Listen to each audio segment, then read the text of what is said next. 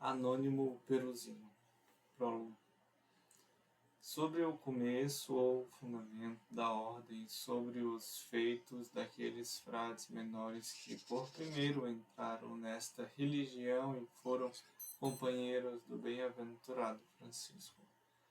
Os servos do Senhor não devem ignorar o comportamento e a doutrina dos santos, para melhor unir-se a Deus. Por isso, em honra de Deus e para a edificação dos leitores e ouvintes, eu, que vi suas obras, ouvi suas palavras e fui discípulo deles, escolhi e conto alguns fatos do nosso bem-aventurado Pai Francisco e de alguns frades vindos no princípio da ordem. E o faço seguindo a inspiração divina. Capítulo 1. Como São Francisco começou a servir a Deus. Correndo o ano de 1207 da encarnação do Senhor, no dia 16 de abril, vendo Deus que seu povo, redimido com o sangue precioso de seu Filho unigênito, vivia esquecido de seus mandamentos e ingrato para com os seus benefícios, depois de ter usado de misericórdia para com ele durante longo tempo, não querendo a morte do pecador, mas que se converta. Movido por sua bondade infinita, decidiu enviar operários para a sua missa. E iluminou um homem da cidade de Assis chamado Francisco, negociante de profissão, grande esbanjador das riquezas mundanas. Certo dia estava ele na loja onde costumava vender panos, totalmente absorvido de seus pensamentos e de negócios, quando apareceu um pobre pedindo esmola por amor de Deus. Francisco, imerso em seus sonhos de riqueza, mandou-o embora sem dar-lhe nada. Enquanto o mendigo se afastava, o jovem, tocado pela graça divina, começou a reprovar sua própria grosseria, dizendo: se aquele pobre te houvesse pedido uma contribuição em nome de algum conde ou grande varão, de certo que o teria atendido. Quanto mais o devias ter feito, tendo ele pedido em nome do Rei dos Reis e Senhor do Universo. E por este motivo propôs em seu íntimo não recusar mais nada. Daí em diante, de tudo o que lhe fosse pedido em nome do Senhor, e fazendo voltar o pobre, deu-lhe uma generosa esmola. O coração cheio de toda graça, fecundo e iluminado, o firme e santo propósito que traz consigo uma admirável, inesperada, extraordinária iluminação do futuro.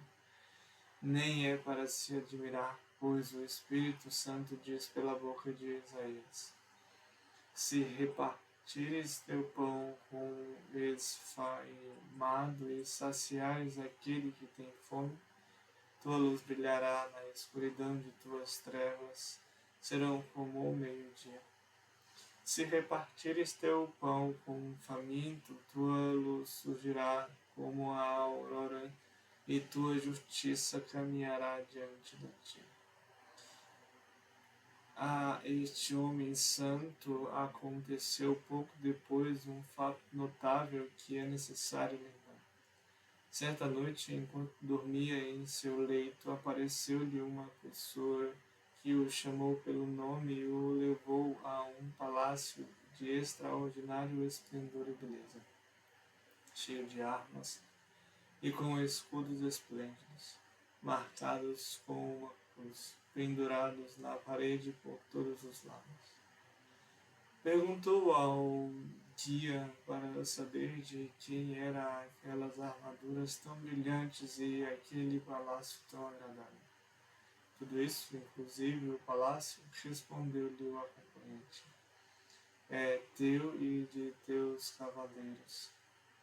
Quando acordou, começou a interpretar o sonho em sentido mundano, como quem ainda não tinha experimentado plenamente o Espírito de Deus e imaginava que se tornaria um príncipe magnífico. E pensando nisso, resolveu fazer-se cavaleiro para conquistar tal principado. Por isso resolveu juntar-se ao conde gentil que partia para a Puglia, onde seria armado cavaleiro por ele.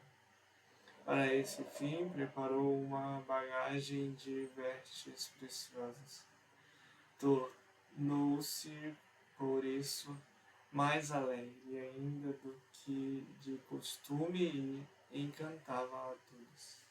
Aquele lhe perguntava pelo motivo desta súbita felicidade, respondia: sei que me tornarei um grande príncipe. Pegou um escudeiro e saiu a cavalo, dirigindo-se à Puglia, perto de Spoleto. Preocupado com a viagem, quando anoiteceu, parou para dormir. Ao adormeceu, viu uma voz que lhe perguntou para onde estava indo. Ele explicou, por ordem, todo o seu plano. Então, a voz lhe disse: quem te pode ser melhor, o senhor ou o escravo? Ele respondeu: o senhor.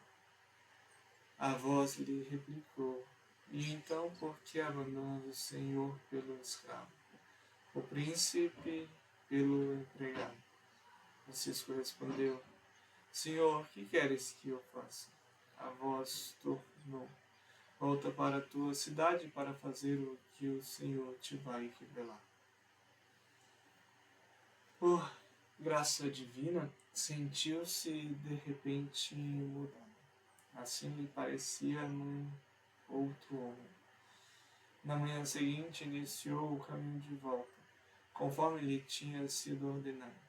Chegando a Foligno, vendeu o seu cavalo e os trajes que havia vestido quando se dirigiu à Apúlia.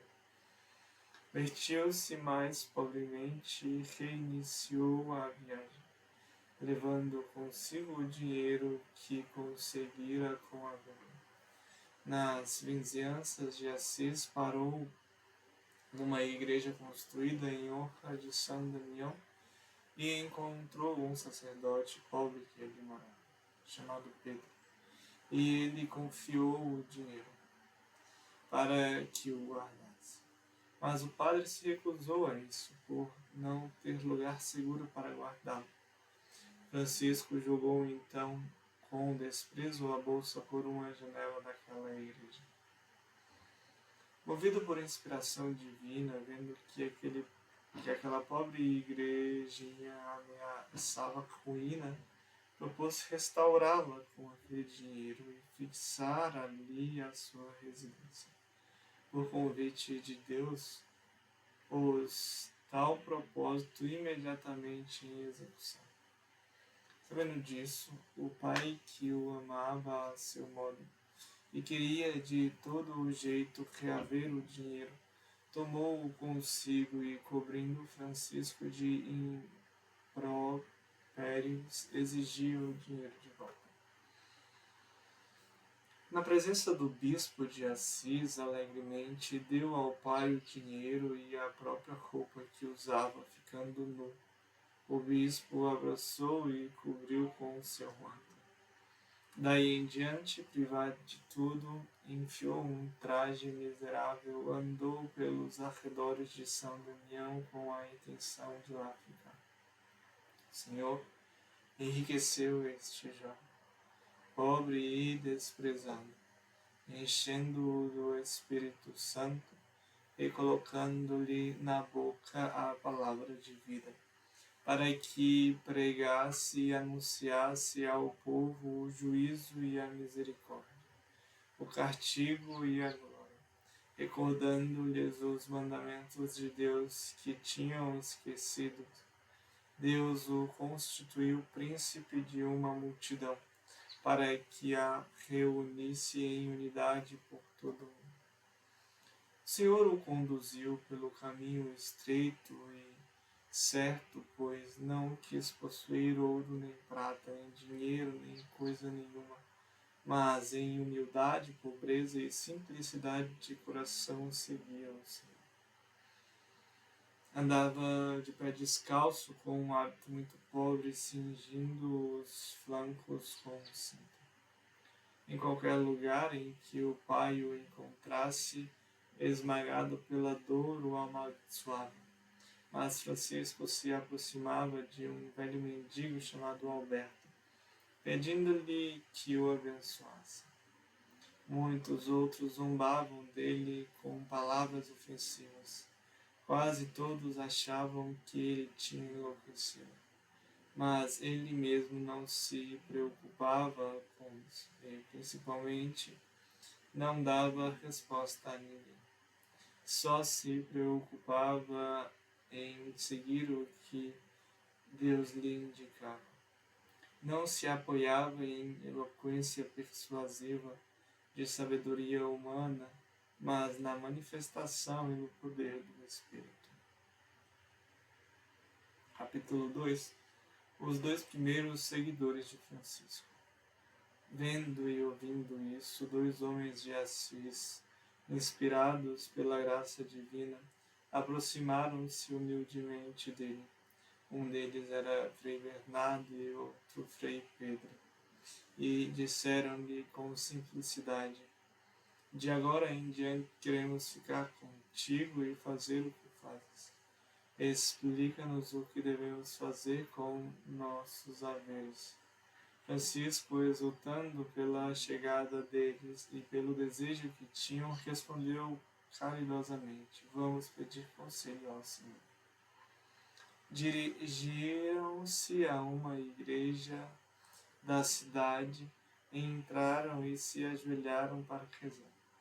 Senhor Deus, Pai da glória, nós vos suplicamos que, em vossa misericórdia, nos mostreis o que devemos fazer. Terminada a oração, disse-lhe ao sacerdote da dita igreja, que estava presente: Padre, mostra-nos o Evangelho de nosso Senhor Jesus Cristo.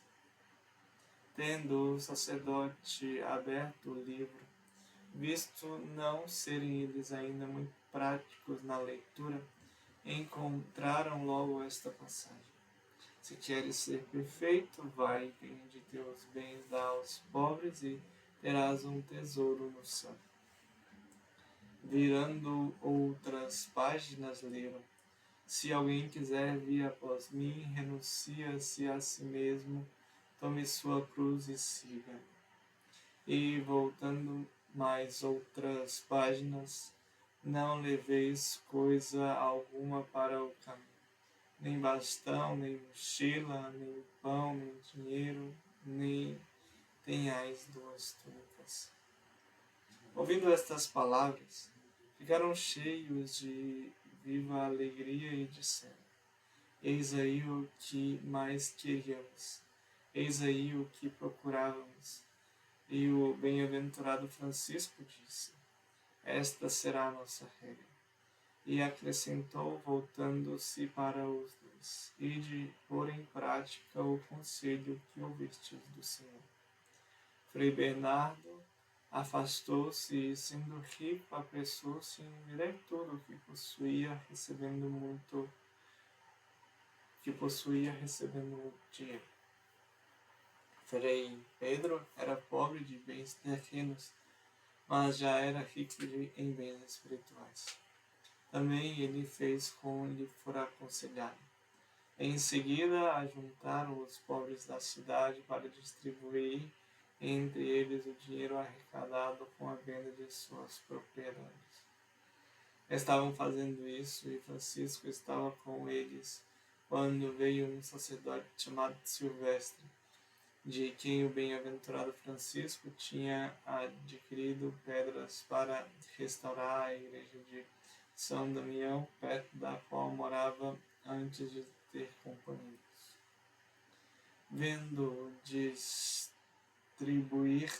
dinheiro, aquele padre, ardendo em grande avareza, desejava receber também ele um punhado de moedas e reclamava: Francisco, não me pagastes inteiramente as pedras que te forneci. Ouvindo o santo esta repreensão injusta, ele, que estava livre de qualquer avareza, aproximou-se de Frei Bernardo e, passando a mão no manto dele, onde estava o dinheiro, encheu-a e deu-a ao sacerdote. Pegou ainda uma segunda mão cheia e a deu a Silvestre, dizendo: A dívida está totalmente paga? Totalmente, respondeu ele, voltando todo satisfeito para a sua casa. Poucos dias depois, Silvestre, inspirado pelo Senhor, refletindo sobre o gesto do bem-aventurado Francisco, dizia: Sou mesmo um desgraçado. Velho como sou, eis-me preso ao dinheiro e furiosamente à busca dele, enquanto aquele jovem o despreza e aborrece por amor de Deus. Na noite seguinte, viu em sonho uma cruz enorme que com a ponta tocava o céu e sua base saía da boca do bem-aventurado Francisco, e dos braços da cruz se estendiam de uma extremidade do mundo até a outra. Ao acordar, compreendeu que Francisco era de fato amigo de Deus e que o seu movimento religioso se estenderia ao mundo inteiro. Começou assim a temer a Deus e a fazer penitência em sua casa. E pouco tempo mais tarde entrou na ordem, onde levou uma vida de santidade e morreu gloriosamente. Capítulo 3. Primeiro lugar onde moraram. Frei Bernardo e Frei Pedro, tendo vendido seus bens e distribuído o fruto aos pobres, como já contamos, vestiram-se ao modo de Francisco e se uniram a ele.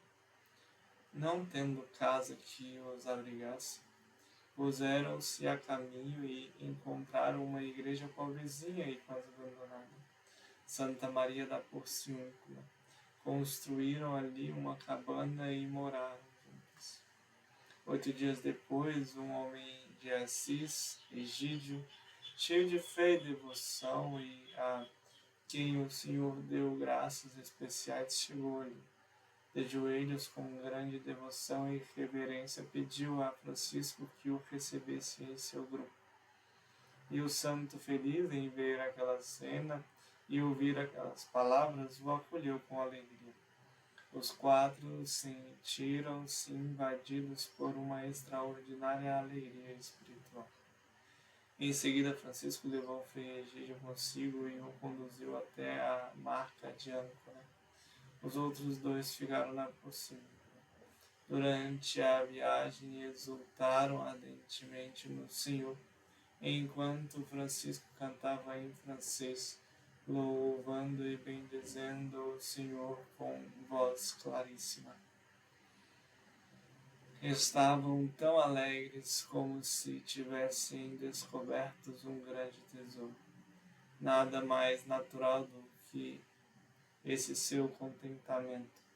De fato, tinham abandonado todos os seus haveres e consideravam como lixo aquelas coisas que justamente atormentavam os homens e pensavam nas amarguras que os mundanos sofrem nos seus prazeres, que escondem tantas misérias e tristezas. Francisco disse ao seu companheiro Egídio: Nosso movimento religioso é comparável ao pescador que lança sua rede na água, pegando uma grande quantidade de peixes. Reserva para si os maiores, os menores joga de novo na água. Egídio estava admirado com aquela profecia, sabendo bem que o número dos irmãos era reduzido. Francisco ainda não pregava ao povo de Deus, mas quando passava pelas cidades e castelos, exortava os homens e as mulheres a temerem e amar o Criador do céu e da terra e fazer penitência de seus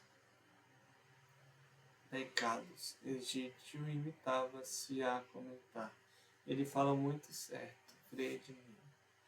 Os ouvintes se perguntavam: quem são esses dois e o que estão fazendo? Alguns respondiam que eram tipos exaltados ou embriagados. Outros, ao contrário, sustentavam: mas o que eles estavam dizendo não é linguajar de loucos. E alguém observou: com sede de perfeição profunda seguem o Senhor ou perderam a cabeça. Não estão vendo a vida desesperada que levam? Andam de pé descalço, vestido com hábito grosseiro, não comem quase nada. E naquele tempo ninguém os seguia. As mulheres e as moças, vendo-os de longe, fugiam imediatamente como de loucos. Mas mesmo que não os seguissem, todos ficavam edificados ao vê-los em seu modo santo de viver. Depois de ter percorrido aquela região, voltaram ao citado lugar de Santa Maria dos Anjos. Depois de poucos dias, vieram outros 3 assistentes, Sabatino, João e Muricó, o pequeno. Suplicaram humildemente a Francisco que os recebesse entre os seus amigos. E ele os acolheu, benévola e alegremente. Quando iam pela cidade para pedir a esmola, ninguém lhe queria, mas os maltratavam, dizendo: como jogastes fora o dinheiro e agora quereis viver às custas dos outros? E assim passavam um aperto extremo. Pais e parentes os perseguiam. Os outros, pequenos e grandes, homens e mulheres, desprezavam-nos e riam-se deles como se fossem doidos. Se o bispo da cidade fazia exceção, e Francisco o procurava muitas vezes para pedir conselho. Este era o motivo da perseguição dos pais e parentes e das zombarias.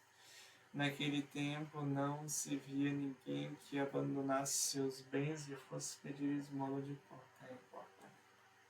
Certa vez, quando Francisco foi procurar o bispo, esse disse: vossa vida me parece dura e áspera demais, por não possuirdes nada neste mundo. O santo respondeu-lhe: Senhor, se tivéssemos posses, para protegê-las precisaríamos de armas, pois é por causa das propriedades que surgem questões e litígios, e de tal modo que o amor de Deus e do próximo fica impedido. Por esta razão decidimos não possuir nada. Esta resposta agradou o bispo. Capítulo 4. Como admoestou os irmãos e os mandou pelo mundo.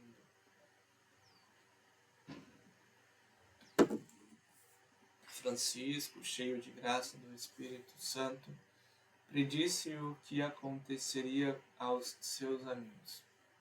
Chamou para perto de si estes 6 frades que tinha e na floresta que rodeava a Porciúncula ia frequentemente rezar aquela igreja. Disse-lhe: caríssimos irmãos, consideremos a nossa vocação. Deus misericordioso não nos chamou apenas para o nosso proveito, mas também para o proveito e a salvação de muitos. Portanto, andemos pelo mundo exortando e instruindo homens e mulheres com a palavra e com o exemplo, para que façam penitência de seus pecados e se lembrem dos mandamentos do Senhor, que já por longo tempo esqueceram. E disse mais: pequeno rebanho, não tenhais medo, mas tende confiança em Deus. Não digais: somos homens rudes e sem instrução, como faremos para pregar? Em vez disso, lembrai-vos das palavras que Jesus dirigiu a seus discípulos. Não sois vós que falais, mas o Espírito de vosso Pai falará em vós. O próprio Senhor vos comunicará espírito e sabedoria para exortar e mostrar aos homens e mulheres o caminho e as ações dos seus preceitos. Encontrareis fiéis, mansos, humildes e benévolos, que vos receberão com alegria e amor. Outros encontrareis que não creem, soberbos e blasfemadores, que se oporão a vós, injuriando-vos a vós e a vossas palavras. Por isso, preparai-vos para suportar tudo com paciência e humildade. Quando ouviram estas palavras, os irmãos ficaram com medo. Vendo a apreensão deles, Francisco acrescentou: não tenhais medo. Sabei que dentro de não muito tempo virão ter conosco muitos sábios, prudentes e nobres, e ficarão junto convosco. Pregarão às multidões e aos povos, aos reis e aos príncipes, e muitos se converterão ao Senhor, e o Senhor multiplicará a sua família pelo mundo inteiro. Dito isso, deu-lhe a benção, e eles partiram. Capítulo 5. Dificuldades que os irmãos encontram durante a sua missão. Durante a viagem, onde os devotos servos do Senhor encontrassem uma igreja usada ou abandonada, ou mesmo uma cruz à beira da estrada, paravam para recitar com fervor esta oração: nós vos adoramos, Senhor Jesus Cristo, e vos bendizemos aqui em todas as vossas igrejas que estão no mundo inteiro. E ali tinham fé no Senhor e sentiam sua presença. Quem os visse maravilhava-se. Nunca vimos religiosos vestidos dessa maneira, sendo diferentes pelo traje e pela vida de todos os outros, pareciam homens vindos do mar. Entrando numa cidade, num castelo, numa casa, anunciavam a paz. Em qualquer parte em que se encontravam com homens e mulheres, fosse pelo caminho ou fosse nas praças, admoestavam-nos a temer e amar o Criador do céu e da terra, a lembrar-se dos seus mandamentos caídos no esquecimento e a esforçar-se para pô-los em prática. Alguns ouviam com simpatia e contentamento. Havia, ao contrário, que zombavam deles. Alguns enchiam-nos com perguntas e eram cansativos submeter-se a todos aqueles interrogatórios. Quando há novidades, naturalmente surgem as curiosidades. Diziam: de onde sois? Ou então: a que ordem pertenceis? E eles respondiam com simplicidade: somos penitentes e viemos da cidade de Assis.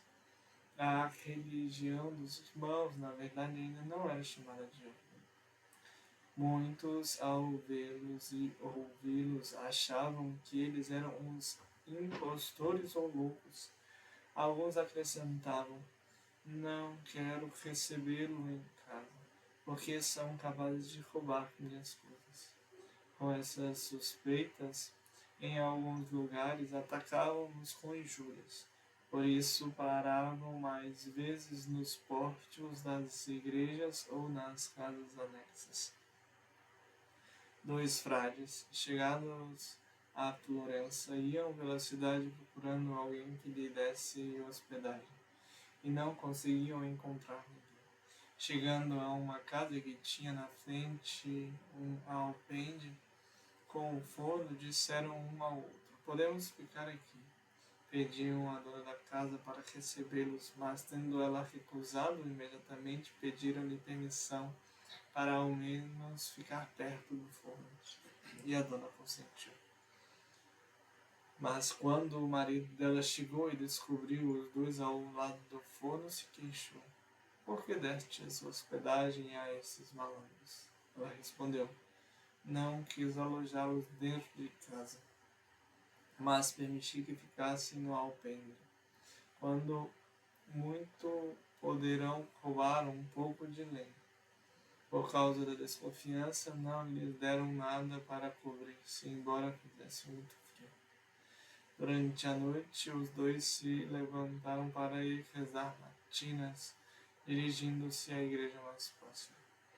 Ao raiar do dia, aquela senhora foi à igreja para ouvir missa e viu-os mergulhados na oração, devotos e humildes. Disse então consigo mesma: se esses homens fossem malandros, como pensou meu marido, não rezariam com tanta devoção. E eis que um certo Guido andava pela igreja oferecendo esmolas aos pobres ali presentes.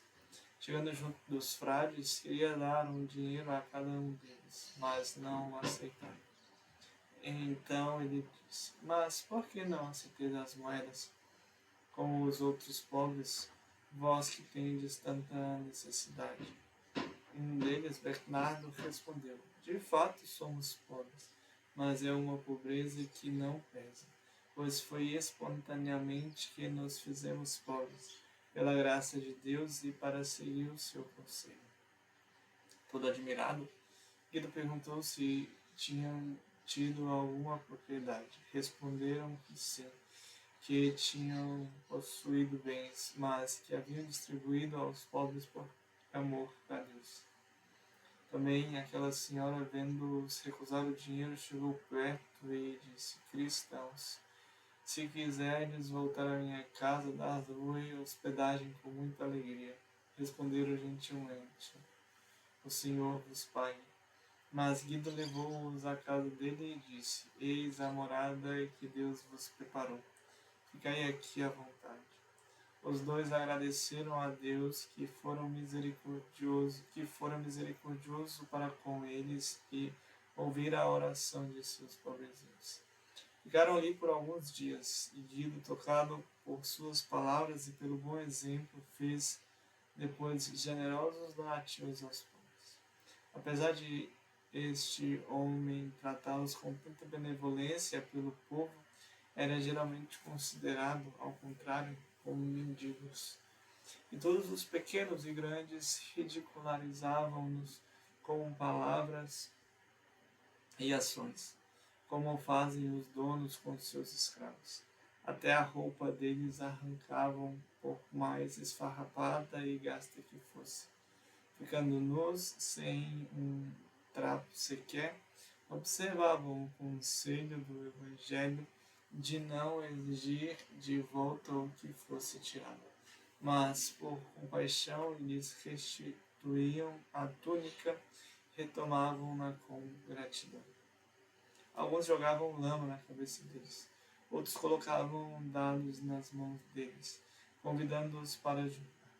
Um outro pôs um frade nas costas, segurando-o pelo capuz, e pulou com ele até enjoar. Estes e outros maus tratos faziam com eles. Mas não podemos contá-los todos para não nos alongarmos demais.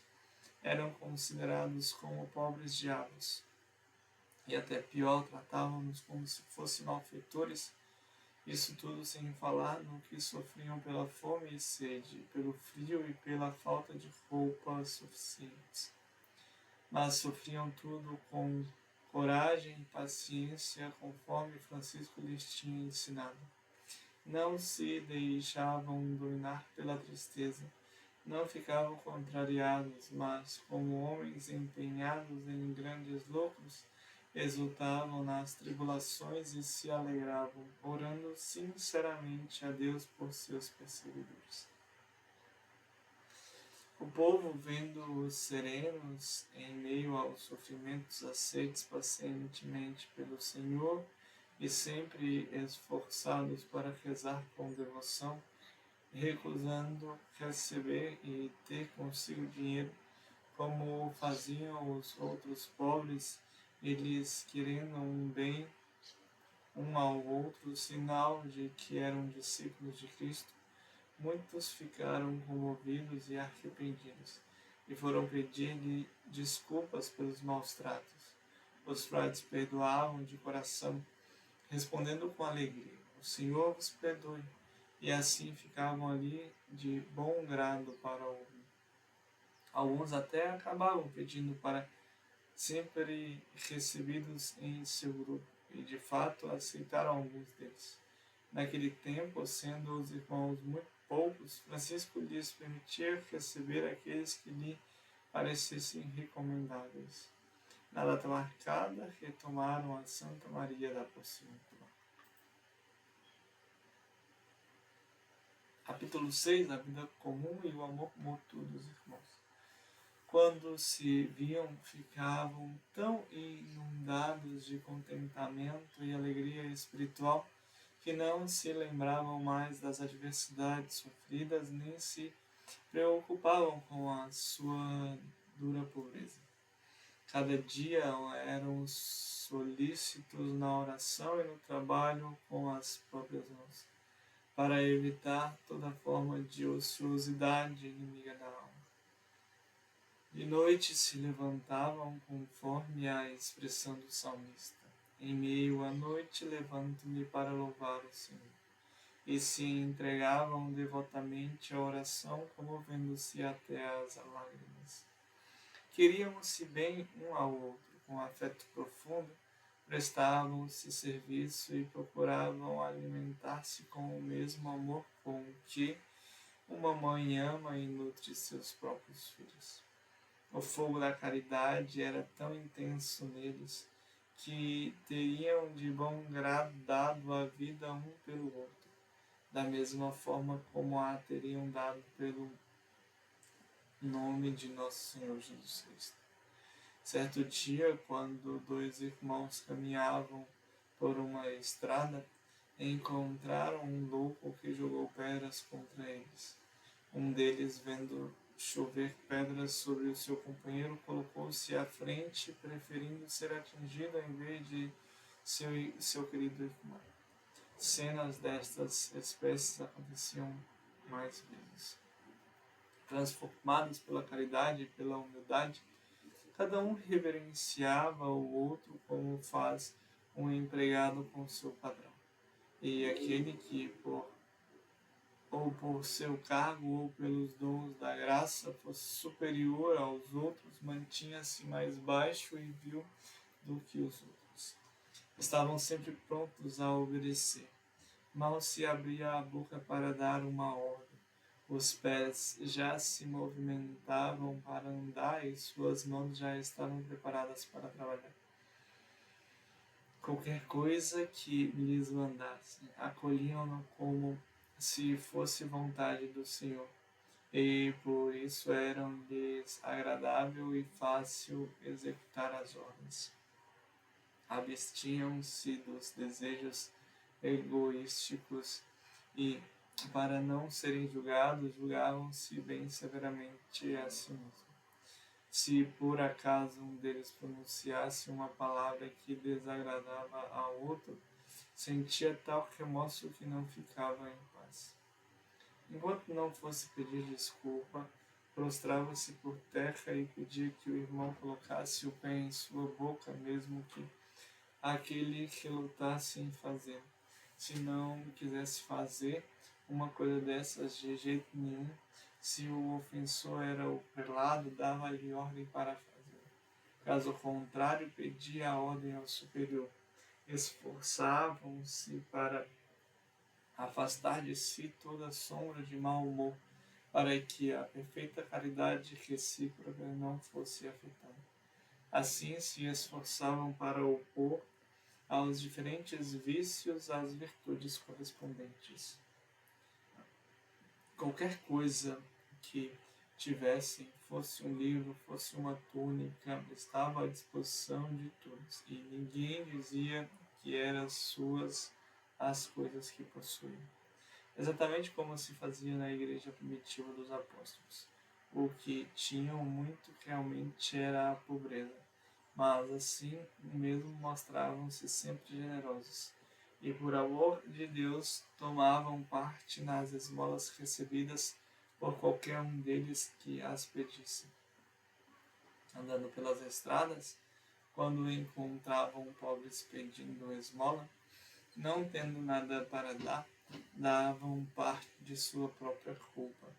Um deles soltou o capuz da túnica e o deu a um mendigo. Outro dava um pedaço da túnica para observar a palavra do Evangelho. Dá tudo o que te pede. Certa vez, na igreja da Porciúncula, onde eles moravam, apareceu um pobre pedindo esmola. Estava ali um manto que tinha sido de um deles enquanto ainda estava no mundo. Francisco disse-lhe que o desse ao mendigo, e o irmão deu de bom grado e prontamente. E, de repente, pela bondade gentil demonstrada, pareceu ao frade que a esmola subisse ao céu, e sentiu-se invadido por um espírito novo. Se pessoas ricas desse mundo os procuravam, recebiam-nas com alegria e benevolência, e as convidavam a afastar-se do mal e fazer penitência.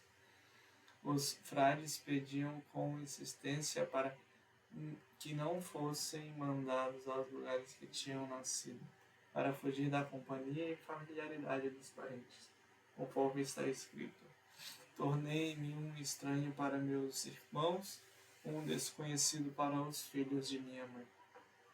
Sentiam-se felizes por serem pobres, pois só buscavam as riquezas eternas.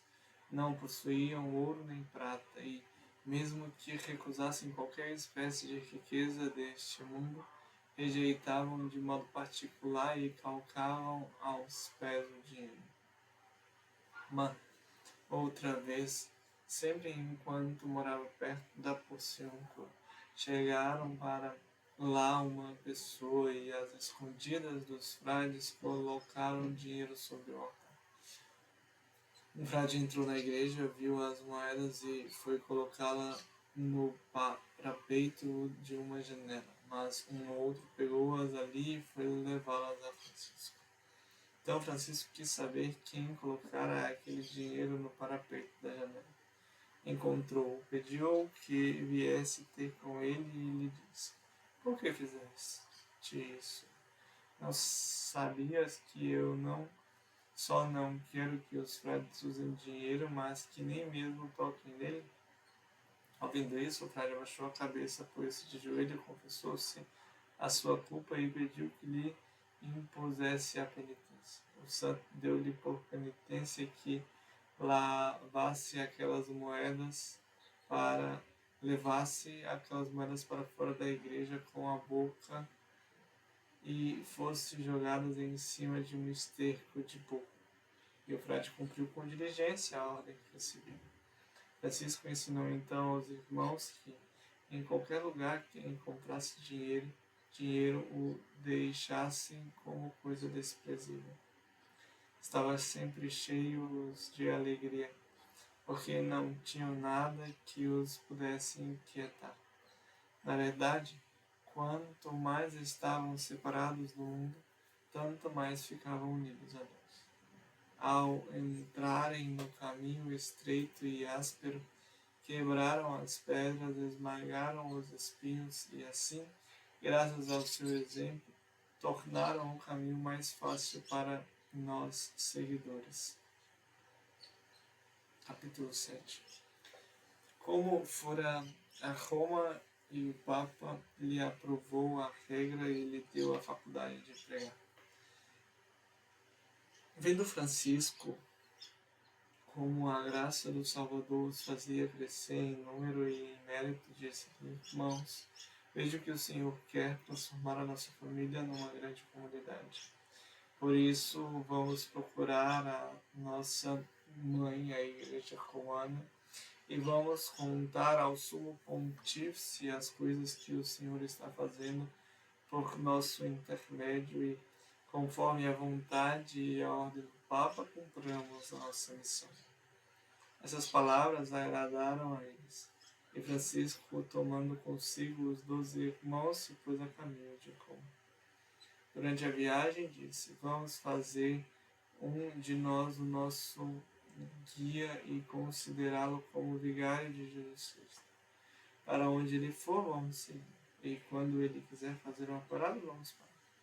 Elegeram então Frei Bernardo, o primeiro discípulo de Francisco, e obedeciam a tudo o que ele dizia. Andavam com muita alegria, conversando sobre as palavras do Senhor. Da boca deles só saíam palavras em louvor e glória do Senhor e para a utilidade de suas almas. Ou então rezavam, e o Senhor lhes dava um tempo oportuno, o alimento e hospedagem. Quando chegaram a Roma, encontraram o bispo de Assis, que naqueles dias estava por lá. Ao vê-los, acolheu-os com grande alegria. O bispo era conhecido do cardeal João de São Paulo, homem bom e religioso, que amava os servos do Senhor. A ele o bispo já falara sobre o projeto e a vida de Francisco e seus frades. Com estas informações, o cardeal tinha um grande desejo de encontrar Francisco e alguns de seus irmãos. Sabendo que estavam na cidade, mandou chamá-los e os recebeu com devoção e amor. Nos poucos dias que ficaram com ele, começou a gostar mais ainda deles.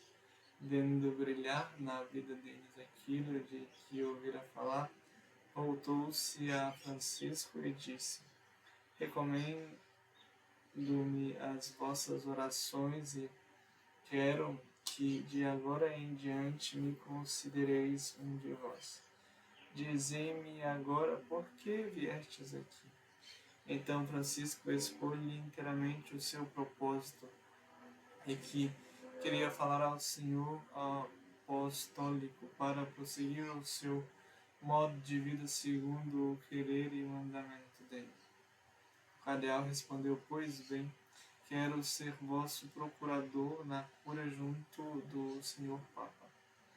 Chegando à cúria, disse ao Papa Inocêncio III: encontrei um homem perfeitíssimo que quer viver segundo a forma do Santo Evangelho, observando-o plenamente. Creio que o Senhor queira, por meio dele, renovar completamente a Igreja no mundo. Ouvindo isso, o Papa ficou maravilhado e disse: trazei-me este homem aqui. No dia seguinte, acompanhou-o até a presença do Papa. Francisco explicou sinceramente o seu ideal ao Papa, como já o havia feito ao cardeal.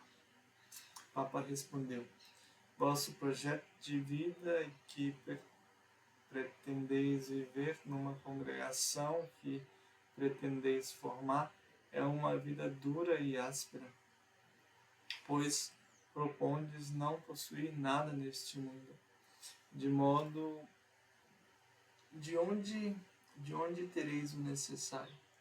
Francisco respondeu: Senhor, eu confio em meu Senhor Jesus Cristo, que prometendo dar-nos no céu vida e glória na terra, não nos privará do necessário ao corpo. Concluiu: filho, o que dizes é verdade, mas a natureza humana é fraca e nunca permanece no mesmo estado. Por isso, vai e reza a Deus com todo o coração para que se digne mostrar o que é melhor e mais útil à vossa alma. Depois volta e me conta tudo, e eu te concederei tudo. Francisco foi rezar. Orou a Deus com pureza de coração para que em sua piedade inefável lhe desse um sinal. E perseverando na oração com a alma absorta em Deus, o Senhor lhe falou assim: no reino de um grande soberano havia uma senhora muito pobre, mas bela, que agradou aos olhos do rei e deu-lhe numerosos filhos. Um dia a senhora começou a refletir e dizia consigo mesma: o que farei eu, pobrezinha, que tenho tantos filhos, mas não tenho nada que possam viver? Enquanto estavam nesses pensamentos que davam um aspecto triste ao seu rosto, eis que o rei chega e lhe pergunta: Que tens? Pois te vejo preocupada e triste. Ela lhe comunicou as apreensões que a agitavam, mas o rei a confortou. Não tenhas medo por causa da tua grande pobreza e nem te deixes levar pela angústia por causa dos filhos que tens e daqueles que ainda virão. Pois se muito dependentes tem a abundância de alimento em meu palácio. Certamente não quererei que meus próprios filhos morram de fome. Com esses serei mais generoso ainda. Francisco, o homem de Deus, compreendeu logo que aquela senhora pobre representava ele mesmo. E isso tornou mais forte ainda o seu propósito de observar, mesmo em comum à Santíssima Pobreza. E, levantando-se, foi imediatamente ao senhor apostólico para explicar-lhe o que Deus lhe tinha revelado. Escutando aquela parábola, o Papa ficou cheio de admiração por ter o Senhor revelado sua vontade a um homem tão simples, e soube que ele não caminhava na sabedoria dos homens, mas na luz e na força do Espírito. Em seguida, o bem-aventurado Francisco inclinou-se e prometeu ao Senhor Papa obediência e reverência com humildade e devoção. Em volta dele, os outros irmãos, que ainda não tinham prometido obediência por ordem do Papa, prometeram, do mesmo modo, obediência e reverência a Francisco. E o Senhor Papa aprovou a regra para ele e seus irmãos presentes e futuros. Deu-lhe também a autorização para pregar em qualquer lugar, conforme a graça dada pelo Espírito Santo. A autorizou também os outros irmãos a pregarem, a quem o bem-aventurado Francisco quisesse conceder o ministério da pregação. Daí em diante, Francisco começou a pregar pelas cidades e castelos, como o Espírito do Senhor lhe revelava. O Senhor colocou em sua boca palavras santas, molífluas e dulcíssimas, de modo que ninguém ouvindo teria jamais parado de saciar-se com elas. Cardeal João, pela devoção que nutria com Francisco, fez tonsurar os 12 frades. Em seguida, Francisco ordenou que 2 vezes por ano houvesse capítulo, em Pentecoste e na festa de São Miguel, no mês de setembro. Capítulo 8. Como resolveu que se fizesse capítulo e dos assuntos que nele eram tratados.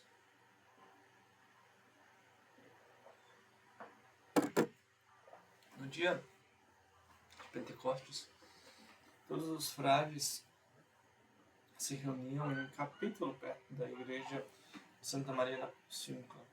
Ali se tratava de como observar melhor a regra. Eram indicados aos frades que iriam pregar nas diversas províncias e quais se deviam destinar para tal região. Francisco dirigia admoestações ao presente, repreensões e preceitos conforme lhe parecia oportuno, depois de ter consultado o Senhor. E tudo o que dizia em palavras, antes de tudo, ele mesmo o cumpria e o fazia ver com solicitude afetuosa. Venerava os prelados e os sacerdotes da Santa Igreja, reverenciava os velhos, honrava os nobres e os ricos, mas no seu íntimo amava mais os pobres e participava do sofrimento deles, e além disso mostrava-se submisso a todos. Embora fosse o mais elevado de todos, assim mesmo nomeava como seu guardião e senhor a um dos irmãos. Moravam com ele e lhe obedeciam com humildade e devoção. para evitar toda a ocasião de o santo, no meio dos homens, abaixava a cabeça até a terra, e por isso Deus o exaltou no céu entre os seus eleitos. Exortava os frades a observar com todo cuidado o Evangelho e a regra, como tinham prometido. Admoestava-os, sobretudo, a serem respeitosos para com os ministérios e as leis da Igreja, a ouvirem com amor e devoção a missa, e aguardarem e adorarem com fé o corpo de nosso Senhor Jesus Cristo, a honrarem os sacerdotes que celebram estes adoráveis e grandes sacramentos, e em qualquer lugar que se encontrasse com um deles, inclinassem a cabeça e lhe beijassem a mão. E quando o encontrassem andando a cavalo, fizessem reverência e, não contentes em lhe beijar a mão, beijassem até o rastro de seu cavalo em sinal de veneração por seu poder sagrado. Exortava-os a não julgar nem desprezar nenhuma pessoa, nem mesmo aqueles que bebem, comem e se vestem com luxo, como também está escrito na regra. Vede, dizia nosso Senhor, é também Senhor deles, e se chamou a nós, pode muito bem chamar também a eles, e se justificou a nós, pode também justificar a eles. E acrescentou: quero respeitar a todos os meus irmãos e senhores. São meus irmãos porque têm todos um único Criador. São meus senhores porque nos ajudam a fazer penitência, dando-nos as coisas necessárias ao corpo. E dizia mais: tal seja vosso comportamento no meio do povo, que em qualquer lugar que vos vejam ou escutem, tenham motivos para glorificar e louvar o Senhor Pai Celeste.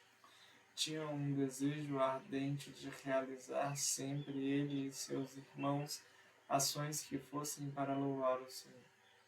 Dizia: assim como anunciais a paz com a boca, tende sempre a paz no coração, de modo que nunca provoqueis alguém a ira e escândalo.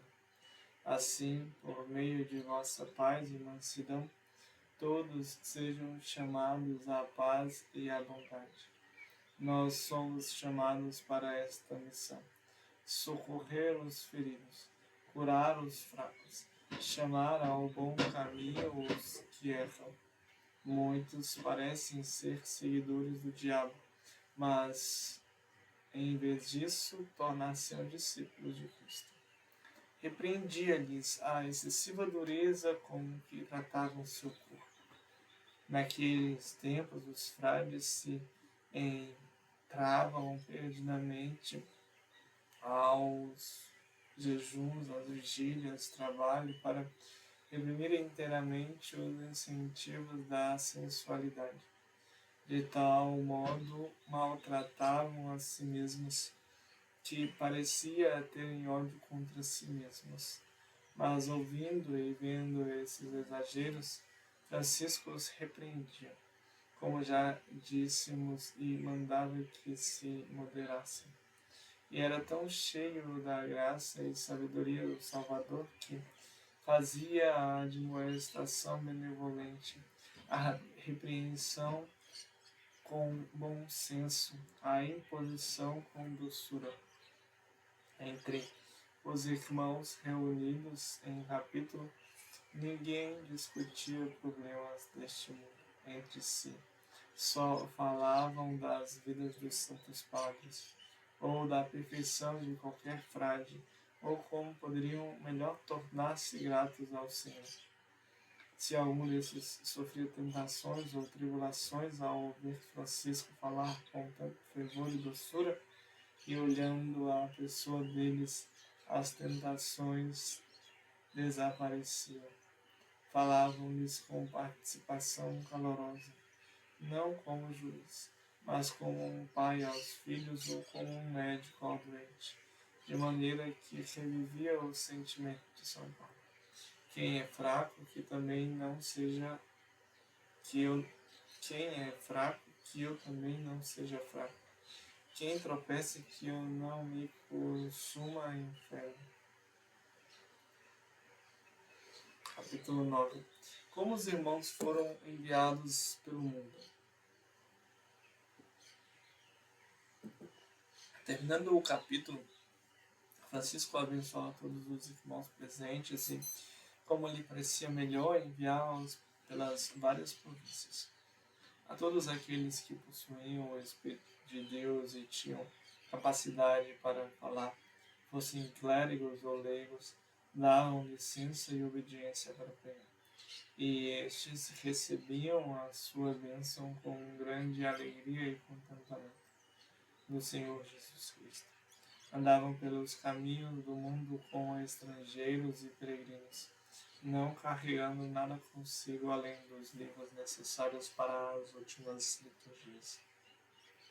Onde quer que se encontravam como sacerdote, sem olhar se era pobre ou rico, eles o reverenciavam humildemente, como Francisco lhes havia ensinado.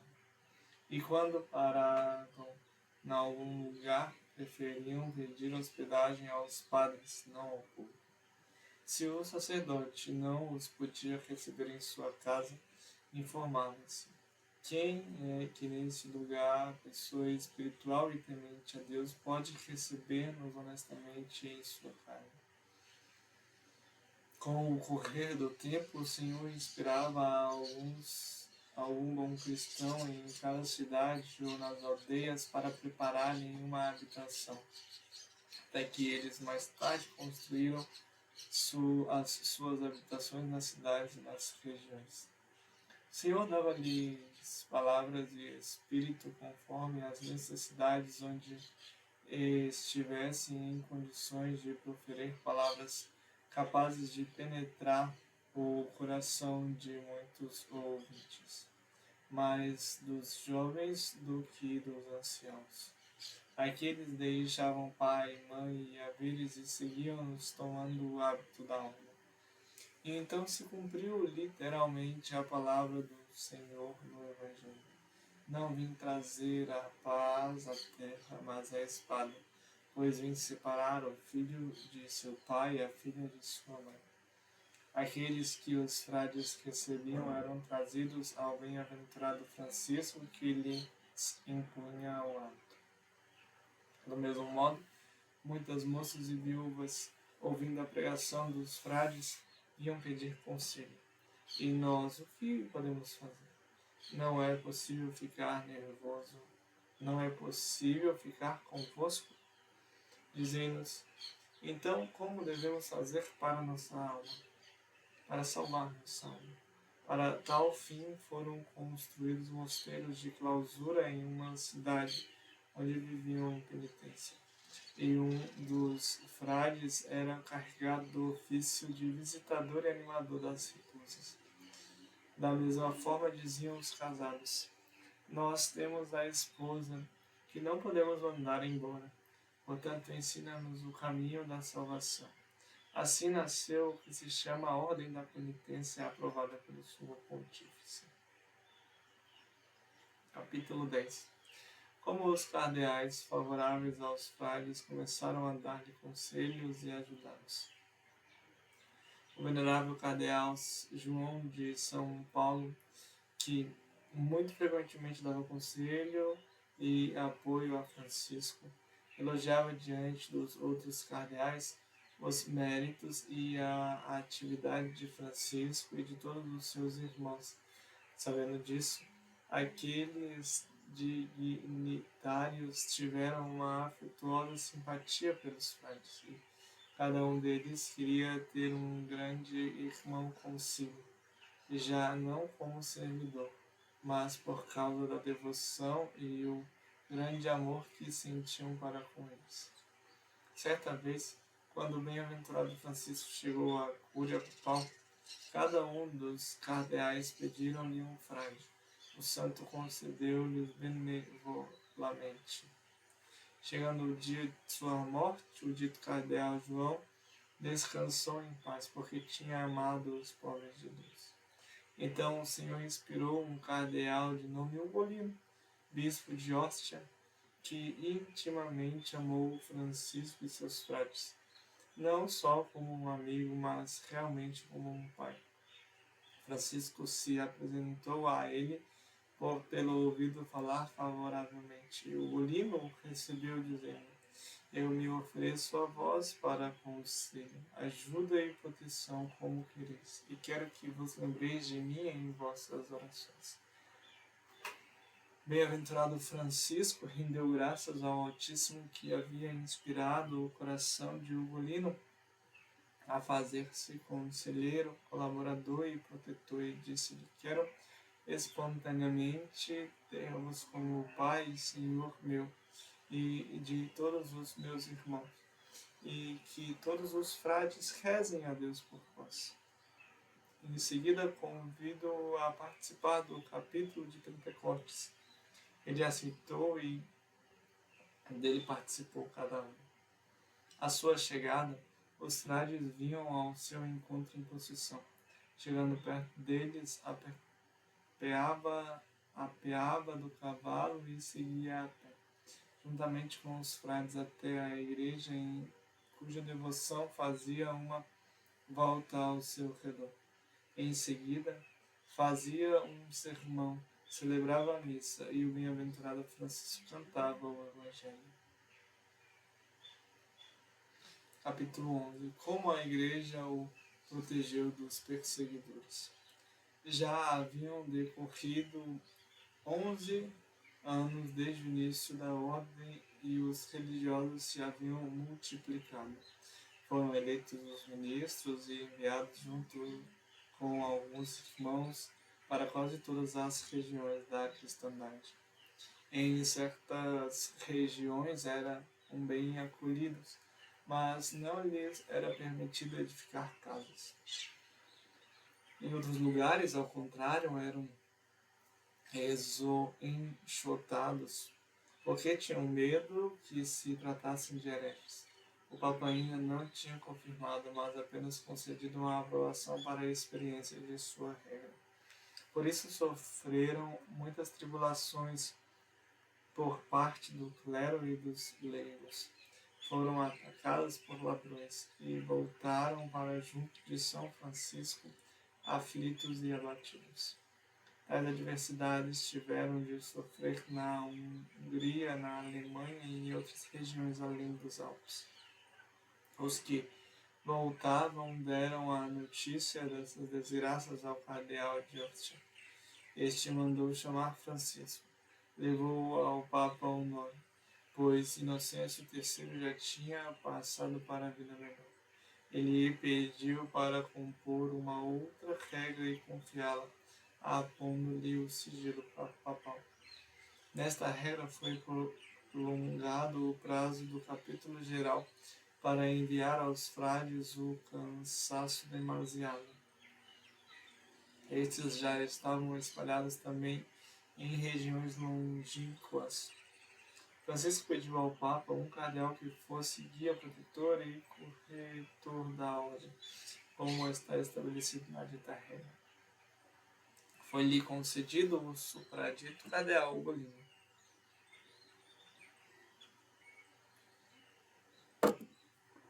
Essa disposição do pontífice para amparar os frades com sua proteção, o cardeal mandou cartas a muitos prelados, em cujas dioceses tinham sofrido perseguições, pedindo-lhes para não contrariar os frades, mas para aconselhá-los e ajudá-los a pregar e ficar em suas regiões, tratando-se de homens excelentes e religiosos aprovados pela Igreja. Vários outros cardeais enviaram cartas com o mesmo fim. E assim, num outro capítulo, Francisco deu autorização aos ministros para receberem irmãos na ordem, e os irmãos voltaram para as províncias, levando consigo a regra confiada e a carta do cardeal. Os bispos vendo a regra aprovada pelo Papa e o testemunho favorável de Ugolino e de todos os cardeais, deram-lhe permissão para morar e pregar no meio de seus fiéis. Muitos, vendo a atitude humilde dos frades, a virtude deles e ouvindo suas palavras tão atraentes, vieram ter com ele e receberam o hábito franciscano. Francisco, ao ver a confiança e o afeto que o cardeal de Orte alimentava para com os frades, amava-o de coração, e quando lhe escrevia, costumava saudá-lo assim: ao venerável Pai em Cristo, bispo de todo o mundo. Não se passaram muitos anos e o dito cardeal, conforme a profecia de Francisco, foi eleito para a sé apostólica com o nome de Gregório IX. A morte de São Francisco, seus milagres e canonização. Haviam passado 20 anos desde que Francisco se consagrara a uma vida de perfeição. Agora o Senhor misericordioso quis que ele repousasse de suas fadigas.